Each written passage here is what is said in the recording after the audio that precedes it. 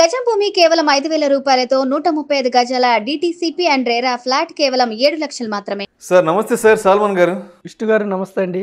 Salmon గారు, ఇప్పుడు రెగ్యులర్గా ఈ అంటే మ్యూచువల్ ఫండ్ ఎక్స్పర్ట్స్ అందరూ ఏం చెప్తుంటారంటే నెలకు 15,000 చొప్పున 15 సంవత్సరాల పాటు ఇన్వెస్ట్ చేసుకుంటూ పోతే ఒక 15% CAGR చొప్పున 1 కోటి రూపాయలు వస్తుంది, 2 కోట్లు వస్తుందో రెగ్యులర్గా అందరు చెప్తుంటారు. అంటే నిజంగా అలా వర్కౌట్ అయ్యి 2 కోట్లు, 3 కోట్లు, 4 కోట్లు, 5 కోట్లు, 10 కోట్లు వచ్చిన ఫండ్స్ ఏమున్నా ఉన్నాయా? అంటే మీ ఎక్స్పీరియన్స్లో అలాంటి ఫండ్స్ను మీరేమన్నా చూసారంటే ఎక్కడైనా ఫేస్ చేశారా? విష్ణు గారు మంచి క్వశ్చన్ అడిగారండి. మనకి మ్యూచువల్ ఫండ్స్లో పవర్ ఆఫ్ కాంపౌండింగ్ అంటే చక్రవడ్డీ మహిమ, eighth wonder of the world according to Albert Einstein. అయితే విష్ణు గారు, నేను ఒక్కటి అడుగుతాను, చెప్పండి. మనము చంద్రమండలానికి వెళ్ళాలంటే ప్రతిరోజు ఒక స్టెప్. మొదటి రోజు ఒక అడుగు వేసాం, రెండో రోజు 2 అడుగులు వేసాం, మూడో రోజు డబల్ అంటే 4 అడుగులు, 4గో రోజు 8 అడుగులు. ఇలా మనం ఇలా వేసుకుంటూ వెళ్తే చంద్రమండలానికి మనం ఎన్ని రోజుల్లో చేరగలం? 2 సంవత్సరాలు పడుతుందా, 20 సంవత్సరాలు పడుతుందా? చెప్పండి విష్ణు గారు. ఏమో సాల్మన్ గారు, మీరే చెప్పాలి దానికి. ఎందుకంటే నేను ఎప్పుడు అంతవరకు ఆలోచించలేదు చంద్రమండలానికి నడిచి వెళ్తే 8 సంవత్సరాలు పడుతుంది అనేది. సో మీరే చెప్పాలి అది కూడా. జనరల్గా విష్ణు గారు మనం ఏమనుకుంటామంటే 20 ఇయర్స్ అనుకుంటాం, అంటే చంద్రమండలం దూరం కాబట్టి, లేదా 2 ఇయర్స్ అనుకోండి. కానీ వండర్ ఏమిటంటే విష్ణు గారు, ప్రతిరోజు స్టెప్స్ డబుల్ అవుతున్నాయి. ఫస్ట్ స్టార్ట్ చేసినప్పుడు 1 అడుగు, రెండో రోజుకి 2 అడుగులే, మూడో రోజుకి 4 అడుగులే. కానీ మీరు నమ్మరు, 31 డేస్లో 6.5 లక్షల కిలోమీటర్లు కవర్ అవుతాయి.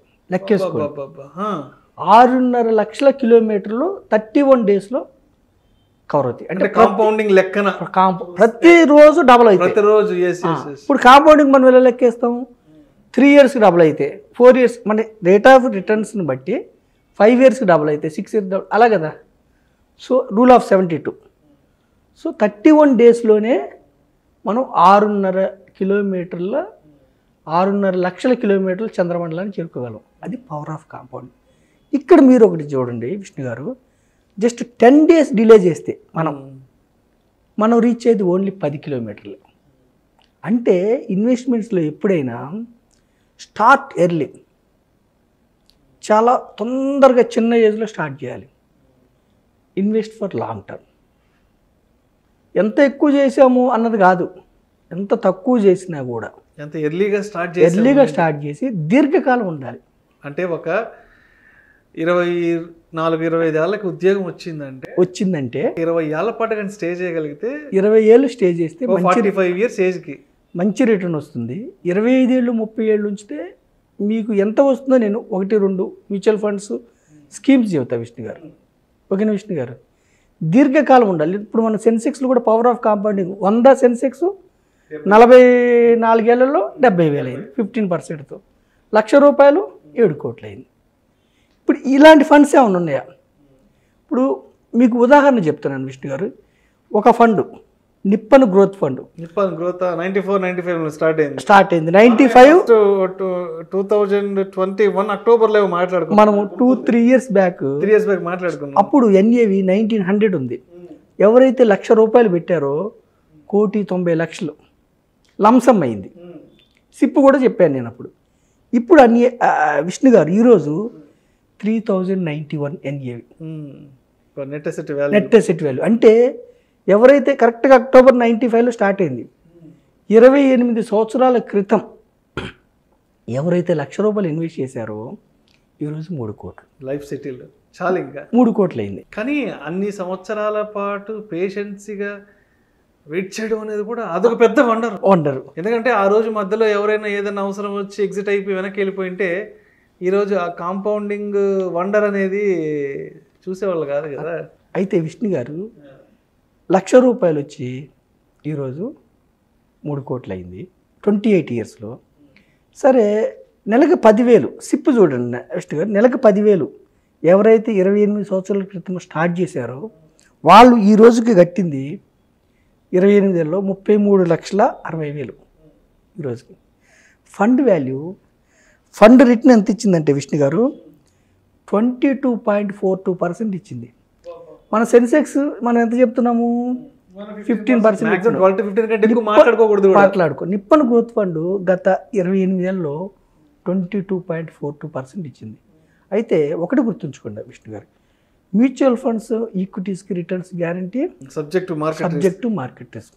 ప్రేక్షకులకు చిన్న విజ్ఞప్తి, ఈ వీడియోలో ప్రస్తావించబడుతున్న అంశాలు కేవలం ప్రేక్షకులకు ఒక అవగాహన కొరకు, ఇన్ఫర్మేషన్ కొరకు, ఎడ్యుకేషన్ పర్పస్ కొరకు మాత్రమే వీటి గురించి మాట్లాడడం జరుగుతుంది.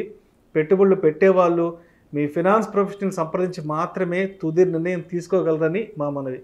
రైట్ సార్, మంచి డిస్క్లైమర్ ఇచ్చారు విష్ణు గారు. Mutual funds sir subject to markets.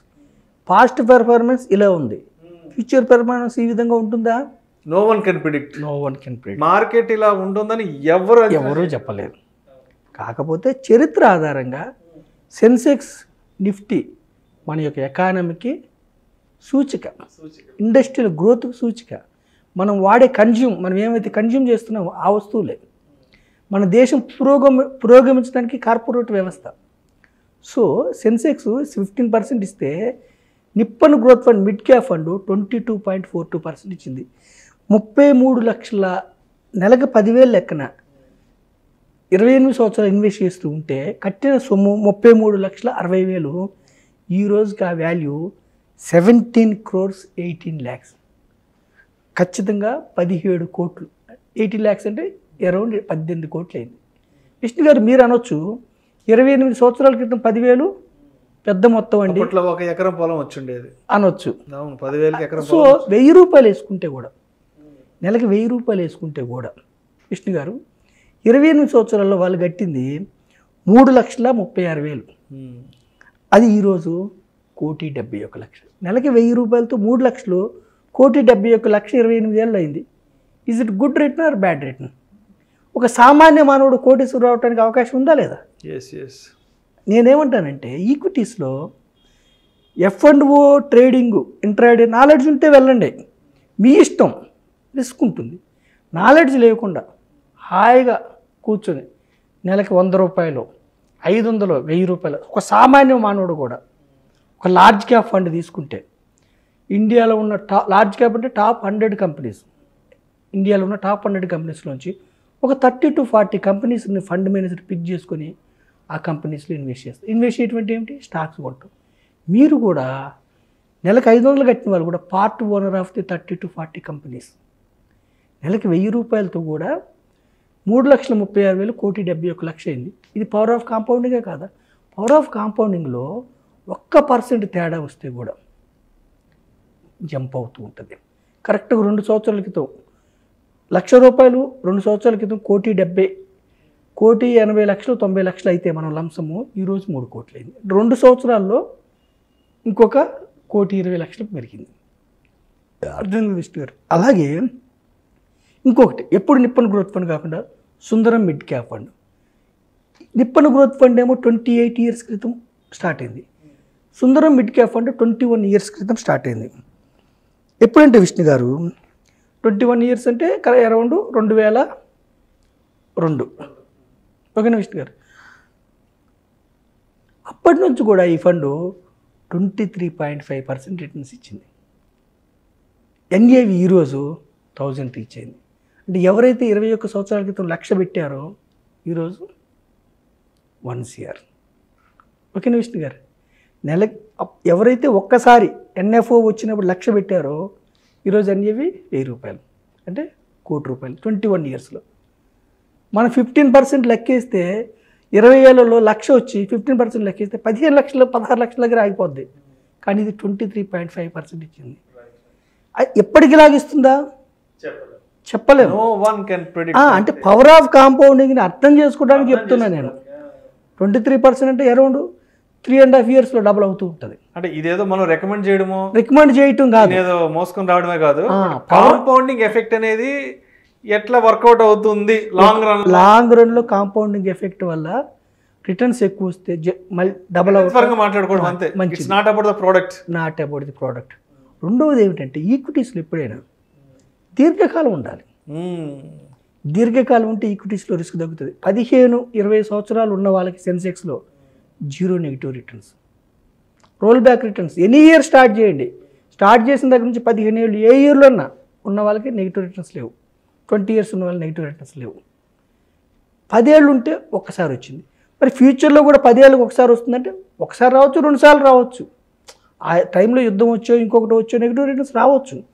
ఈక్విటీస్లో ఏమిటంటే లాంగ్ రన్ ఉంటే మనకి 0 రిస్క్ ఉంది, 15% అబౌవ్ ఉంటుంది. చరిత్ర ఆధారంగా చెప్తున్నాం. ఎప్పుడన్నా డౌన్ అయితే కూడా మనం మళ్ళీ వెయిట్ చేస్తే బౌన్స్ బ్యాక్ అవుతాయి ఎకానమీ. రెండవది ఏమిటంటే విష్ణు గారు, సుందరం మిడ్ క్యాప్ కూడా 21 ఇయర్స్లో కోటీశ్వరం చేసింది. నెలకు 10,000 సిప్ చెప్తున్నా, లంసమ్ము చెప్తున్నాను, సిప్ నెలకు 10,000 21 ఇయర్స్లో. వాళ్ళు కట్టింది 25 లక్షలు. ఓకేనా విష్ణు గారు? వచ్చిన అమౌంట్ 4,76 lakhs. నెలకు 10,000 21 సంవత్సరాల పాటు కడితే కట్టింది 25 lakhs అరౌండ్ 4,76,00,000 వచ్చింది. ఎంత పర్సెంటేజీ? అరౌండ్ 23.5% CAGR ఇచ్చింది సుందరం మిడ్ క్యాప్. నెలకు 10,000 ఎక్కువ అనుకుంటే కూడా నెలకి 1,000 రూపాయలు సామాన్య మానవుడు నెలకి 1,000 రూపాయలు ఇన్వెస్ట్ చేస్తే 21 ఇయర్స్ పాటు ఇలాగే కట్టింది ఎంత? అతను కట్టింది 2.5 లక్షలు, వచ్చింది 47 లక్షలు. అంటే ఇది ఎందుకు చెప్తున్నామంటే పవర్ ఆఫ్ కాంపౌండింగ్ వర్కౌట్ కావాలంటే మోర్ దాన్ 10 ఇయర్స్ 15 ఇయర్స్ ఉండాలి. రెండవది ఏమిటంటే ఎప్పటికీ ఫండ్ స్లోప్ వైజ్గా ఇలా పెరుగుతుందంటే పెరగదు. ఇప్పుడు ఈరోజు 47 లక్షలు అయింది అన్నాం మనం 21 ఇయర్స్లో. ఒక 2-3 నెలలు వరుసగా మార్కెట్స్ ఫాల్ అయితే 47 లక్షలు మళ్ళీ 35కి వస్తుంది. అది అర్థం చేసుకోవాలి మనం.